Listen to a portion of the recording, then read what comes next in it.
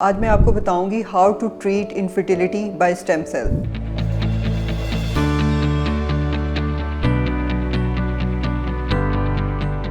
अस्सलाम वालेकुम, I am doctor Madiha Asad. I am consultant gynaecologist and stem cell consultant.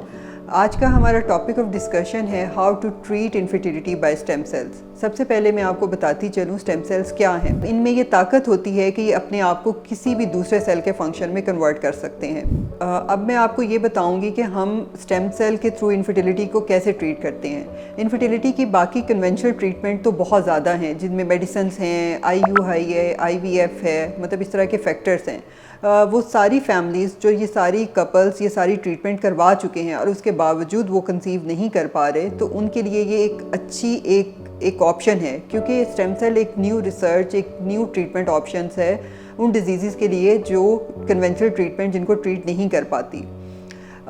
Stem cell के different sources हैं। ये हम फैट से, चर्बी से भी लेते हैं, बोन मैरो से भी लेते हैं।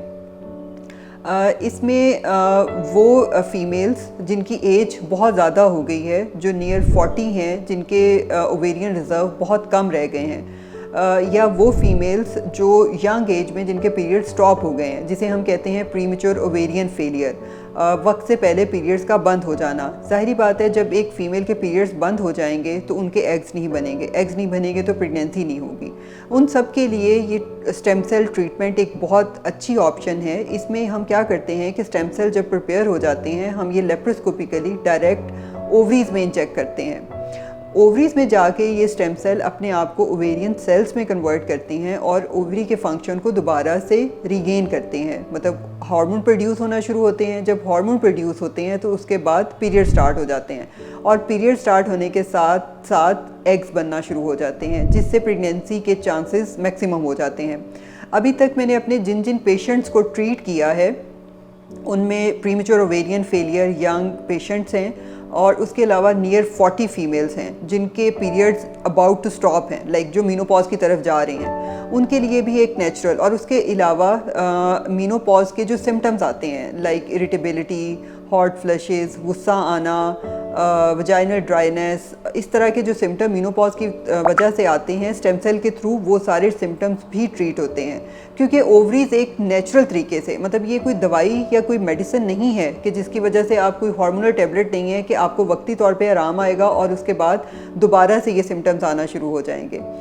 स्टेम सेल जब हम किसी फीमेल की ओवरीज में इंजेक्ट करते हैं तो ये वहाँ पे ये फॉर लाइफ लॉन्ग रहते हैं और ओवेरियन फंक्शंस को बेहतर करते रहते हैं। जिन फीमेल्स को मैंने अभी तक ट्रीट किया है उनमें सबसे पहले जो इम्प्रूवमेंट आती है, उनके पीरियड स्टार्ट हो जाते हैं। लाइक वो विदाउट एनी मेडिसिन मंथली उन्हें पीरियड्स आते हैं, और उसके बाद कुछ फीमेल ऐसी हैं जिनके एग्स बनना शुरू हो जाते हैं और वो नेचुरल कंसीव भी कर सकती हैं आफ्टर स्टेम सेल थेरेपी। वो कपल्स जिनको प्रेगनेंसी में दुश्वारी हो रही है, या जिनको प्रीमेच्योर, या वो फीमेल्स जो एक यंग एज में प्रीमेच्योर ओवेरियन फेलियर हो गया है, या वो फीमेल्स जो उम्र ज़्यादा होने की वजह से कंसीव नहीं कर पा रही, जिनके ओवेरियन रिज़र्व ख़त्म हो गया है, वो मेरे से स्टेम सेल थेरेपी के लिए कंसल्ट कर सकते हैं। रमज़ान अली सैयद हॉस्पिटल में आप मरहम के थ्रू मेरे से इन क्लिनिक अपॉइंटमेंट ले सकते हैं। मज़ीद अगर आपका कोई सवाल है तो आप कमेंट में पूछ सकते हैं।